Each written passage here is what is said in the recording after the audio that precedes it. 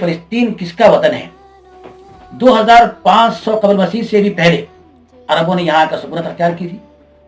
2000 قبل مسیح میں ابراہیم علیہ السلام نے اسحاق علیہ السلام کو یہاں لا کر آباد کیا، لیکن ان کی پوری اولاد یہاں سے 1700 قبل مسیح میں مصر منتقل ہو گئے۔ 1033 قبل مسیح میں دوبارہ جب یہ لوگ فلسطین آئے تو بھی مستقل طور پر وہاں رہنے کا انہیں موقع نہیں ملا۔